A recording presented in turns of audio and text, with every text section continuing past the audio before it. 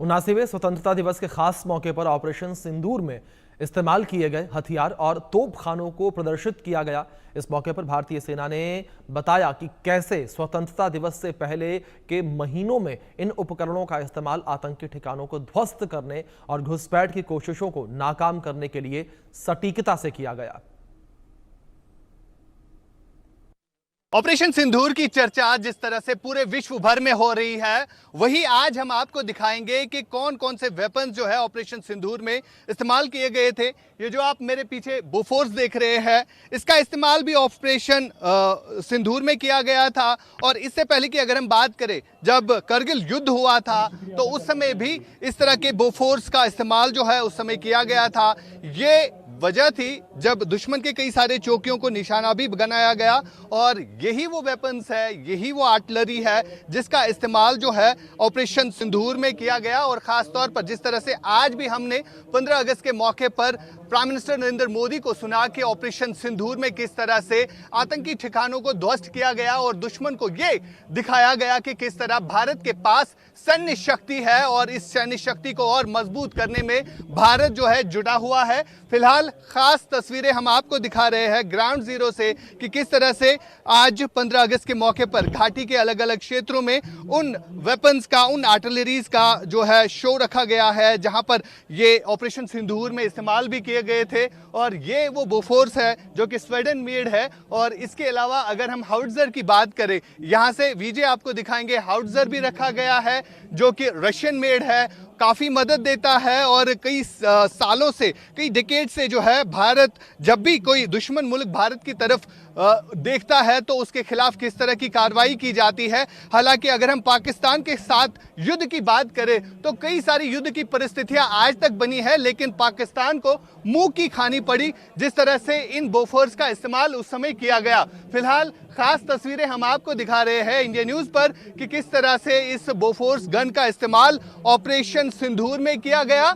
और यहां पर डिस्प्ले पर रखा भी गया है। जब ऑपरेशन सिंदूर 4 दिनों तक चलता रहा, पाकिस्तान के कई सारे ऐसे चौकियों को तबाह भी किया गया। वजह यह थी कि भारत के पास जो सैन्य शक्ति है उसमें किस तरह से अब बढ़ोतरी भी देखने को मिल रही है। और खास तौर पर इसके रिलेटेड जहां तक बात आती है, अगर हम ऑपरेशन विजय की बात करें जो कि कागल में हुआ था, तब भी पाकिस्तान के खिलाफ इस तरह के बोफोर्स का इस्तेमाल किया गया था, इस तरह के हाउट्जर का इस्तेमाल किया गया था और भारत ने उसमें विजय भी पाई थी। और इसी तरह जब ऑपरेशन सिंदूर लॉन्च हुआ तो ऑपरेशन सिंदूर में भी इस तरह की आर्टिलरी का इस्तेमाल किया गया। और यहां पर आज वेपन डिस्प्ले भी है, लेकिन सबसे बड़ी बात यहां पर इन बोफोर्स की बात करते हैं। कितने महत्वपूर्ण है ये बोफोर्स और क्या क्षमता रखते हैं? दुश्मन की कई सारी चौकियां जो है ऑपरेशन सिंदूर में भी तबाह कर चुके हैं। क्या क्या कहना चाहेंगे?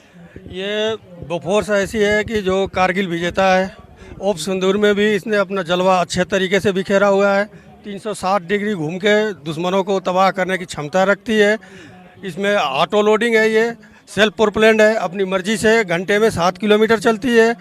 और इसकी क्षमता इतनी है कि हर चौकियों को बर्बाद कर सकती है। दुश्मन को ठिकाने लगाने में इसका अहम भूमिका है। कुछ महीने पहले जो ऑपरेशन सिंदूर हुआ था तो यही वो बोफोर्स था जिसका इस्तेमाल भी किया गया। ऑप सिंदूर में यही बोफोर्स था जिसने अपना जलवा बिखारा था। तो अब जिस तरह की परिस्थितियां बार बार प्रधानमंत्री भी जिक्र कर चुके हैं कि ऑपरेशन सिंदूर जो अभी खत्म नहीं हुआ, दुश्मन अगर कोई हरकत करता है तो मुंह तोड़ जवाब दिया जाएगा। हमारी सेना तैयार है। हमारी सेना तैयार है। दुश्मन थोड़ी भी हरकत किया सबसे पहले बोफोर्स का ही फायर किया जाएगा। सबसे पहले बोफोर्स का ही फायर किया जाएगा। और यहाँ से आपको दिखाएंगे कि आज किस तरह का वेपन डिस्प्ले जो है यहाँ पर रखा गया है। ये यहाँ पर एक गन है और इस गन की डिटेल जो हम साको स्नाइपर राइफल है ये, और दिखाएंगे विजय फिरोज आपको कि किस तरह की क्षमता रखता है इस, अगर हम साको स्नाइपर की बात करें जो कि काफ़ी इस्तेमाल में किया जाता है, ऑपरेशनल स्थिति में भी काफ़ी यूज़ होता है। और इसकी क्षमता की अगर हम बात करें तो दुश्मन के कई सारे ऐसे जो घुसपैठ की कोशिशें होती है, खासतौर पर लाइन ऑफ कंट्रोल के एरियाज में, वहां पर किस तरह दुश्मन को मात देता है और इसकी रेंज क्या है, इसका पता लगाने के लिए हम बात करेंगे। कितनी क्षमता है इस गन में, ये थोड़ा सा बताइए। इस वेपन का नाम है .338 ट्रेनिंग 42 साको स्नैपर। यह फिनलैंड देश का बना हुआ है और इसका रेंज है 1200 मीटर। 1200 मीटर के ऊपर हम दुश्मन के वीआईपी टारगेट को आसानी से एंगेज कर सकते हैं। और इसके ऊपर जर्मनी का स्कोप दिया गया जो इसकी एक्यूरेसी को और भी बढ़ाता है। अलग अलग टारगेट के ऊपर अलग अलग एम्युनिशन फायर किया जाता है। इसमें 6 प्रकार का एम्युनिशन फायर होता है। लेपो magnum, fully metal jacket, open tip metal, सब सोनिक और नॉन एक्सपेंडिंग। और इसके साथ साथ ये वेपन को बोल्ट एक्शन डिजाइन किया गया है जो इसकी एक्यूरेसी को बढ़ाता है और रिकॉइल इसका बिल्कुल 0 है। इस वेपन के साथ हम लंबे समय तक होल्डिंग और एमिंग करके दुश्मन के वीआईपी टारगेट को एंगेज कर सकते हैं। देखिए, ये सैन्य शक्ति है जो भारत में अब देखने को मिल रही है। अगर हम इन वेपन्स की बात करें जिनकी मदद से ऑपरेशन सिंदूर भी सक्सेसफुल रहा, और इसके अलावा जो एंटी टेरर ऑपरेशंस किए जाते हैं उसमें भी काफी मदद जो है इन वेपन्स के जरिए मिलती है। ये एक गन है और इस गन के हवाले से भी जानने की कोशिश करेंगे। इस गन के बारे में बताइए, किस तरह की क्षमता इस गन में है? सर, ये 9mm सब मशीन गन आसमी है। इसे 2020 में डीआरडीओ के द्वारा डिजाइन किया गया। 2024 में इस वेपन को इंडियन आर्मी के अंदर इंडक्ट किया गया। करंट सिनेरियो में इस वेपन का इस्तेमाल इंडियन आर्मी और बॉर्डर सिक्योरिटी फोर्सेस के द्वारा किया जा रहा है। इस वेपन की कारगर रेंज 100 मीटर है। इससे हम close combat battles, room intervention और वीआईपी सिक्योरिटीज में इसका इस्तेमाल करते हैं। वेपन की मैगजीन कैपेसिटी 30 राउंड की है और इससे हम 600 राउंड पर मिनट के हिसाब से फायर कर सकते हैं। जैसे हम होटल्स में सर्च करते हैं, किसी स्पेशल ऑपरेशन में होते हैं, तो ये वेपन बहुत ही फ्लेक्सिबल है, इजी टू कैरी है। 2.5 kg इसका वेट है।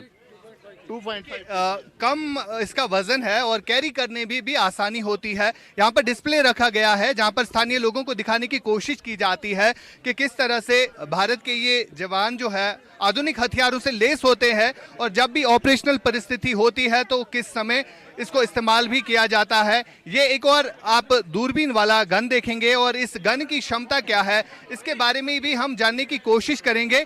ये जो आपके पास वेपन है, इस वेपन के बारे में बताइए, किस तरह इस्तेमाल किया जाता है? ये 7.62 mm ड्रैगनर स्नाइपर राइफल है। ये दुश्मन के हाई वैल्यू टारगेट को बर्बाद करने के लिए इस्तेमाल किया जाता है।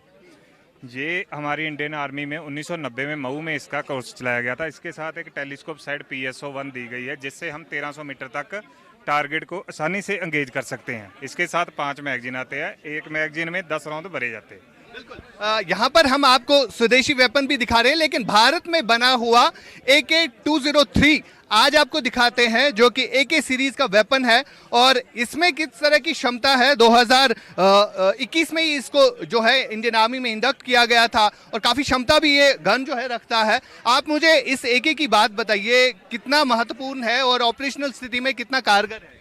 सर, ये AK-203 है जिसे हाल ही में भारतीय सेना में शामिल किया गया है।